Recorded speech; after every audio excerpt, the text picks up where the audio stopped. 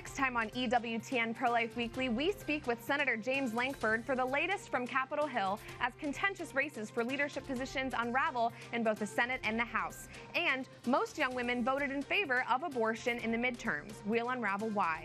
That's next time on EWTN Pro-Life Weekly tonight at 10 p.m. Eastern. EWTN. Live truth. Live Catholic. Hello and welcome to EWTN Pro-Life Weekly. I'm Prudence Robertson. Senate control. Democrats will continue to hold a narrow majority in the Senate after Nevada's Senate race was called in favor of pro-abortion Catherine Cortez Masto. Republican lawmakers say the midterm results confirm a stark divide in the nation. Senator James Lankford of Oklahoma joins us to discuss the new landscape on Capitol Hill and what it means for the fight to end abortion. Analyzing the women vote. A strong majority of women voted for Democrat candidates in the midterm elections, and many of them said it was due to their views on abortion. We're joined by Janae Strachey of Heritage Action to try and make sense of why women still believe that they need abortion to be happy and successful. Supporting pro-family businesses. A Christian-inspired clothing and accessories brand for children aims to ease the shopping experience this Christmas season by providing an alternative to large anti-family corporations. The founders of Lily and Lamb join us in studio to talk about their mission and why it is important to buy from businesses that support our values and beliefs.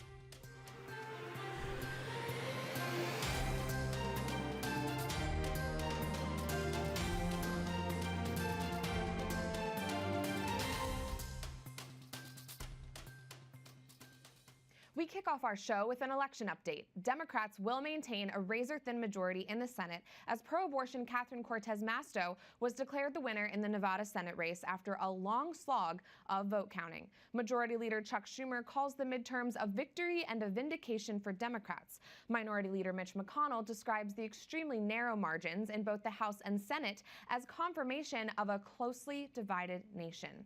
We spoke to Republican Senator James Lankford of Oklahoma earlier this week to get his thoughts on the new landscape on Capitol Hill. Joining me now is Senator James Lankford of Oklahoma. Senator, thanks for joining us. Congratulations on your re-election. I want to speak with you first about the abortion issue. What do you think is the best course of action for the Senate moving forward on this? Senator Graham has introduced a bill that would stop abortions at the point when babies feel pain. You represent a state that has essentially banned abortion, gone even farther than that. So do you think that that 15-week limit is strong enough?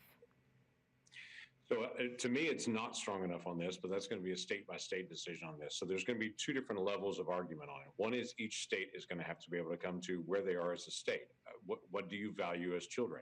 Some states don't value the life of children at all. They think some children are disposable and some children are valuable. And so they're going to have very different issues on this.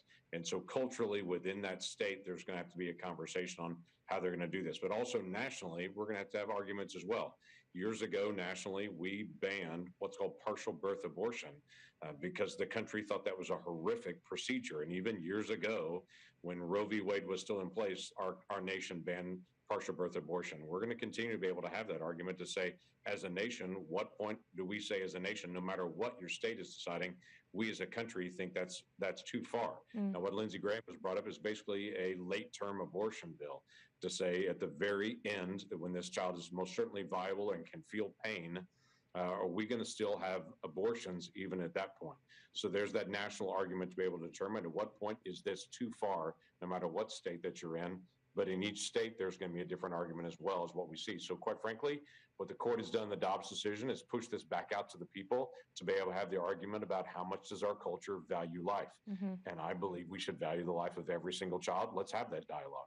I appreciate your take on that. And obviously Republicans did not win as many seats as a lot of people projected, but they do seem to have won back the House. What can we expect the dynamic to be on Capitol Hill during these next 2 years, especially when it comes to advancing pro-family, pro-life policies? So I think this is still going to be this ongoing national dialogue. I think the House is going to have one set of conversations. The Senate will have another one, obviously, with Democrats in control of the Senate. They've been very outspoken that they want to advance and increase abortions in America. The House will now be in a position to say, no, we need to decrease it. That's going to at least cause people across the country to be able to talk about how do we value children. We forget on the partial birth abortion ban, that took a very long time to be able to actually put in place as we as a nation talked about it. There were several failed votes in that process. We now look at it as a culture and think, I can't believe that we ever allowed partial birth abortion as a country, why this is such a no-brainer, but it took a while to be able to get to that spot.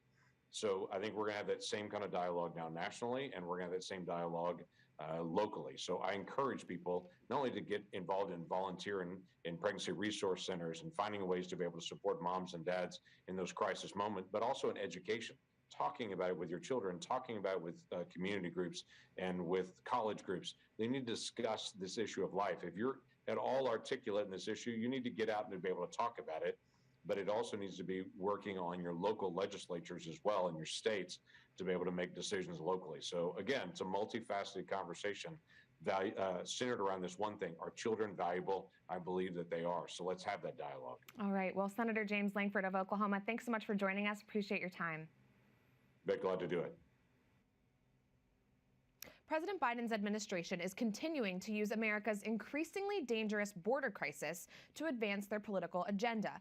Now, they're placing pregnant migrant women into pro-abortion states. The Department of Health and Human Services recently issued detailed guidelines instructing their staff on how to coax migrant women into obtaining abortions. The guidelines say migrants must be informed of their option to be transported to a pro-abortion state. Many of these states are now forcing taxpayers to fund the needs of these out-of-state women seeking abortions, including transportation, lodging, and more. Katie Glenn, State Policy Director for SBA Pro-Life America, joins me now to explain more. Katie, thanks for joining us. When President Biden and leaders in pro-abortion states started promoting this idea of abortion tourism, that was alarming to a lot of us, but now they've gone even further, and they've put rules in place that essentially prioritize planting women who aren't even American into U.S. states where they will immediately be preyed upon by the abortion industry. What's your reaction? Well, what is most troubling about this new policy, and it's just part of the continued agenda to push abortion over any other choice, other option, other priority for this woman, is that this policy is specific to unaccompanied minors. So these are young girls who are alone. They don't have their parents. Many of them are non-English speakers, or English is not their first language. And now the administration is saying abortion is the only solution for you. We're going to send you somewhere where it's going to be pushed on you and your parents can't help you. And certainly the state does not have your best interest in mind. So frustrating. And do you think this will have an impact on women who weren't even thinking about having an abortion when they came into this country? Absolutely. These are young girls. They're being told this is the only option for you. This is the best option for you, with no mention of the financial incentive for the administration to do this, because certainly, this is an unaccompanied minor they're now responsible for.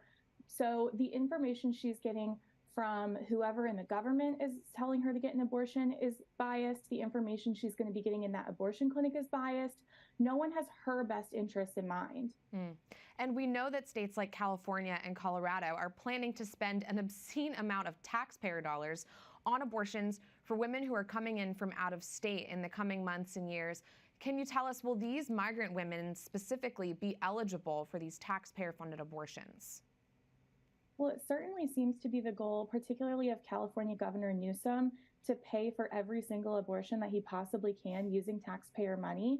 So I don't know why he wouldn't try to loop this in. We've already seen efforts in California to try to make women Medicaid eligible just for this one procedure, even though they don't live in the state. So far, that's been unsuccessful, but we'll see what they do here. But what we know is that this is totally coerced. She's not getting accurate information. And certainly her values and her desires are not being prioritized when she's being pushed towards this abortion. And Katie, was there anything else that you read within these new guidelines that concern you?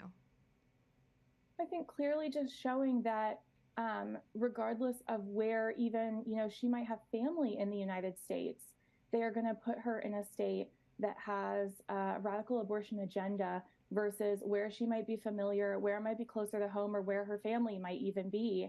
So it's prioritizing abortion over everything else as soon as they find out that this young woman is pregnant. Seems like they really want to isolate these women. It's quite incensing. Thank you so much for joining us, Katie Glenn of SBA Pro-Life America. We'll continue to track this. Thank you. As election returns are analyzed, The Hill reports that a whopping 72% of young women ages 18 to 29 voted in favor of Democrats in House races, largely due to their support for abortion. Many of these women live in battleground states. Many of them are unmarried, but that age demographic was a pariah among others. The majority of older women, married women, southern rural women, and middle to upper income women voted Republican. And also this week, President Donald Trump, whose administration promoted many pro-life policies, announced his bid for re-election in 2024.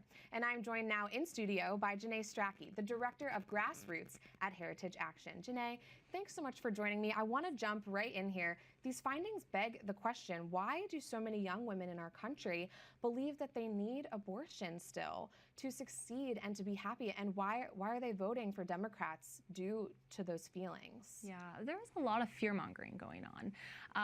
There is so many lies from the left coming that were spewed, and I think largely through social media, where that demographic is getting their information. Right. It's not out and about with neighbors, it's with peers and it's with social media. And the left does a really good job of that fear-mongering, that this is something they need.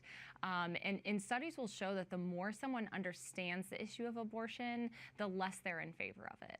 So even though a majority of young women went out and voted for this, I mean, Roe v. Wade was overturned this year. Right. That was a huge win for us. And I was reading in Acts 19 the other day, and this is the riots in Ephesus, where the gospel is being spread and people are losing money because they're no longer buying idols. So they're literally losing money. That is the abortion mill. They are losing money when abortions are not happening. And so what do they want to do? They want to cause confusion. And in Acts 19, it actually says at this riot that people came and there was confusion. Someone was saying this and someone else was saying another. There was a confusion amongst them. They didn't even know why they were there.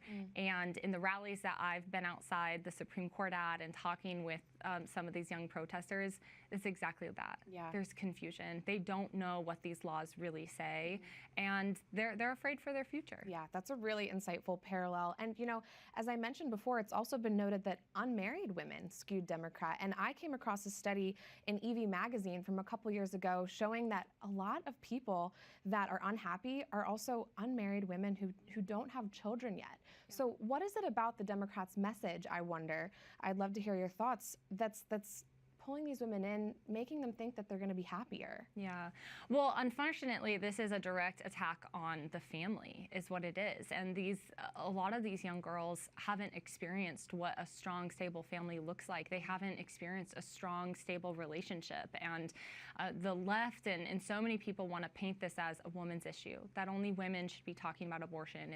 It's our body, we should be addressing this. Now, of course, we know there's another body involved in this, but there's also another person involved in this, and that's the man.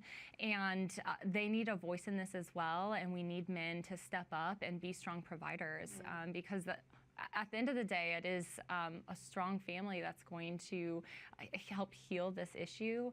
But I think so many of them haven't experienced that, and when they don't see support from their boyfriend or whoever it is, they feel alone, they feel trapped. And shifting gears for a minute, I want to get your thoughts, your quick reaction to the very recent news that President Donald Trump will be running for re-election in 2024. He, promoted a lot of pro-life policies with his administration when he was in office. How do you think his campaign is going to shape the landscape in these next 2 years leading up to Election Day? Well, I know that the abortion issue is important. Exit polls showed that, and these young voters voted for it, but we can't ignore the states that did incredibly well. States like Georgia, Florida, Oklahoma, all of those governors won with much larger numbers than their last election, and they all passed pro-life legislation. This is an issue that people are engaging in, and we are winning in the states. So I think the rallying cry to conservatives and President Trump and whoever else decides to run, that this is an issue they need to run on because people do care. And as I said earlier, the more people know about this issue, the more clear you are about your message, the more they support it. People do not want an abortion for all up until 9 months for any reason. That is not what they support, and we've seen that. Yeah, I appreciate your take on that. And we have time for one more question. Wanted to get your thoughts on some news out of Georgia, whose voters, by the way, just voted against pro-abortion Stacey Abrams for governor for the second time. A judge in Georgia just ruled to overturn the state's heartbeat law. Yeah. What's your reaction to that? A complete boondoggle, right? This is the left freaking out because they're losing money, and so what are they going to do? They're going to go down every legal trail that they possibly can, and we should expect that. Sure. Every state should expect that, and as we continue to fight and pass pro-life legislation, you should expect these legal battles. It will be fought. The state has yet to appeal, but I expect that coming soon, and every state should gear up for this. It was a fight to overturn Roe v. Wade, and it's going to be a fight in the states as well, but we're ready for it. Right, a 50-front battle, as everyone's saying. Right. Well, thank you so much for joining us, Janae Strachey of Heritage Action. Thank you. Coming up, couples are using their wedding registries to raise money for abortions in an effort to do something, quote, meaningful. I speak out. Plus, the founders of a high-quality Christian brand join us in studio with their children to talk about the importance of buying products from businesses that reflect our values and our views.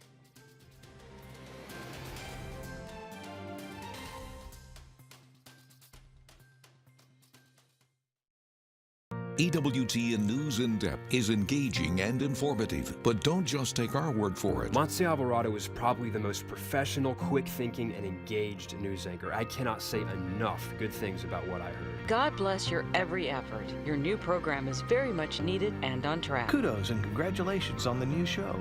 Monse is sharp, clear, and moves the news along. EWTN News in Depth is unique in its coverage of the issues and the people making news in the U.S., the Vatican, and around the world. This program will help Catholics have a better understanding of the news. Every week, it's a new conversation, a new chance to dig deep into questions about who we are as Catholics and how we can confidently live our faith in the world. This is something people are wanting. Thanks a ton. Yes, I'll be watching. Kudos to EWTN on this great new program. EWTN News in Depth. Engaged, informed, Catholic. Fridays at 8 p.m. Eastern on EWTN.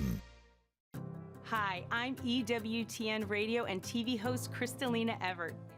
In my new book, Women Made New, Reflections on Adversity, Transformation, and Healing, I have some amazing Catholic women to share their personal spiritual insights. In these pages are captivating stories from Mother Angelica, Jeanette Williams, Teresa Tomeo, Cameron Frad, and Joy Pinto, just to name a few. All of these godly women overcame painful personal trials, found friendships with some powerful saints, and abandoned themselves to God's will. You can do it too. Women Made New, Reflections on Adversity, Transformation, and Healing. The latest release from EWTN Publishing, now available at EWTNRC.com or call 1-800-854-6316.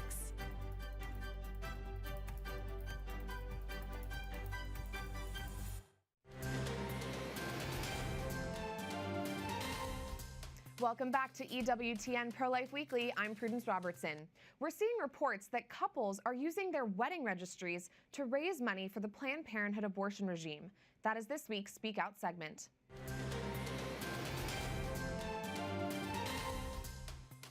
Most engaged couples use their wedding registry to invite their close family and friends into the exciting process of turning a house into their first home, a place where they will raise their children together.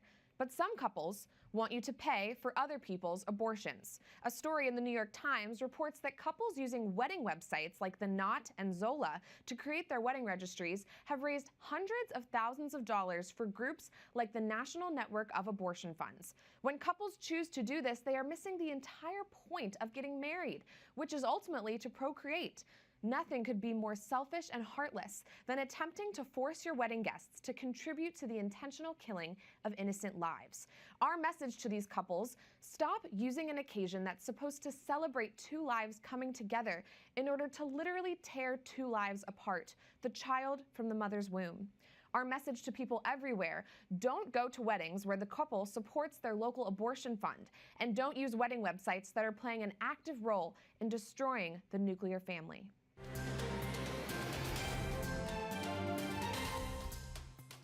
A Christian-inspired clothing and accessories brand for children aims to help ease the shopping experience this Christmas season. Lily and Lamb is a faith-based business which opened its doors early this year in March with a mission to inspire a pro-family, pro-Christian culture. Their high-quality products bring to life teachings and stories of the Catholic faith. And joining me now in studio are Katie Ratliff and Annalie Schroffnagel, founders of Lily and Lamb. Ladies, thank you so much for being here with me today. Thank you for having us. Yeah, Katie, I want to start with you. Talk to me about how you guys got your start. Well, you know, when you look at today's culture, what's going on, especially in this battle for life, it can be a little discouraging and you can feel helpless. Like, what can I, one person, do? Well, I think Annalie and I are both very passionate, and we are doers, and we felt called to action. And that led us to meet through friends who were launching a ministry called You, Me, and NFP, which celebrates the church's teaching on family and marriage. Yes. So we had a great time building that brand, and we worked really well together. And we felt like God was calling us to use our backgrounds to create a mission-driven business. So long story short, after a whole lot of brainstorming, we came up with Lily and Lamb, which is a Christian-inspired clothing and accessories brand for children. And here we are. Oh, that's so beautiful. And we have some of your kids Yes. with us here today. Yes. Talk to me about what it's like for both of you to be mothers and entrepreneurs. Kind of, you know, you're doing it all. A lot of women are told that they can't. What are your thoughts about that? Yeah, that's so true, because especially recently there's been a lot of female celebrities come out who are speaking about their abortions with pride and that it's helped them in their careers. And I just think that's really sad, and it's not the message we want to give our children. Right. That, you know, you have to go through that type of action in order to work and have a career. So for me personally, it's definitely, having children has definitely changed how I approach work, but I can tell you it's more balanced, more joyful, and I wouldn't change a thing. Yeah, well, and you have one on the way as Yes, well. Congratulations yes. on that. Thank so you. exciting. Annalie, some of the kids are wearing some of the clothes. Could you tell me a little bit about what they're wearing? Yes. So, for example, the dress here, at first a person might think beautiful little dress, but as you look closer, it has a Lamb of God pattern in the textile. So beautiful. Which is really fascinating, the conversation that brings. And the Catholic Church has been so incredible for centuries of evangelization through beauty and the arts. The Sistine Chapel, the Basilica, like how many people throughout the world with all these different backgrounds and ideologies are unified in this sense of awe at these masterpieces. So we think that we need to be really innovative with evangelization in our culture right now, and so Lily and Lamb wants to lead with beauty. Yeah, that is so beautiful. I could not agree more. And could you guys tell us a little bit about where we can buy the clothes, and especially leading up to Black Friday and Christmas? You know, it's time to get our shopping on. Yes, so. yes, busy time. So you can visit our website at lilyandlamb.com. We also have an Instagram account, which is lily.and.lamb. And we'd love to offer your audience a 10% off code, Pro-life10, so they can use that code when they're shopping. Pro-life10. Well, Yes. Thank you so much. We'll be sure to encourage all of our viewers to shop Lily and Lamb. Thank you guys as well for your witness to life and just the beautiful lives that you lead. And thank you so much, kids, for joining us today. Thank you. Thank you. That does it for this edition of EWTN Pro-Life Weekly. I'm Prudence Robertson. Until next time, we'd love to hear from you. Find us on social media at EWTN Pro-Life on all social media platforms. Twitter, Facebook, Instagram, we're there.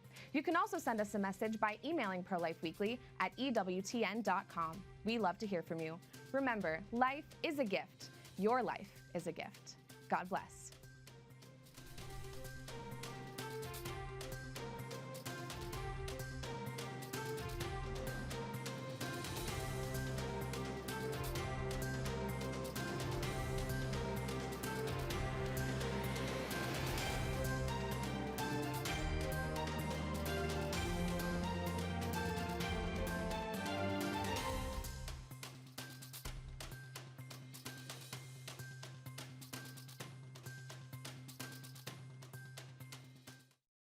I've been reading the Register for over 40 years, and I can tell people with absolute conviction that it's the best periodical out there.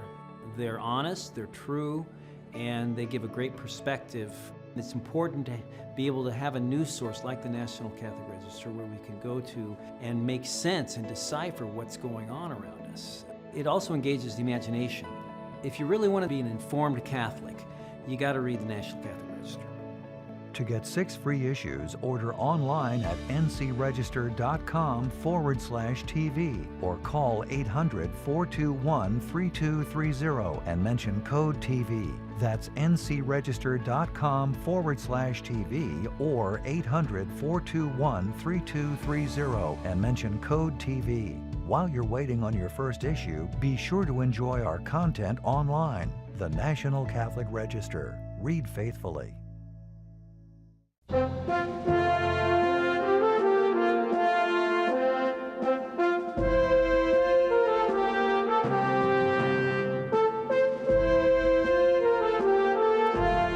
Father W.T. Gorman's educational background included the Royal University of Ireland and Queen's College, Belfast. I'm Father Charles Connor, and this is the Church in Time. In looking back on his years prior to conversion, he offers this interesting observation. I had grasped early in life the Catholic principle of the authority of the Church as the only basis on which a secure belief could rest, and I held and taught the infallibility of the universal Church as a necessary consequence of our Lord's promises. So in every part of theology but one, I employed Catholic methods, and I followed as best I could approved Catholic writers. There was no Catholic doctrine or practice which I did not strive to teach as far as was possible to those who I had opportunity to influence, except indulgences, which could have no practical place in any tenable Anglican theory of jurisdiction. The part of my theology, however, where unconsciously I abandoned Catholic methods and took to the ways of the most thoroughgoing Protestantism was in that fundamental and important part, namely the definition of the true Church. In what he describes as his prejudice, he notes that he had always felt the Catholic Church to consist of Anglican, Roman, and Eastern branches. It was only after serious discussion with some contemporaries that Gorman began to recollect Isaiah's prophecy of the Church. The wayfaring man, though a fool, shall not err therein. From that, he concludes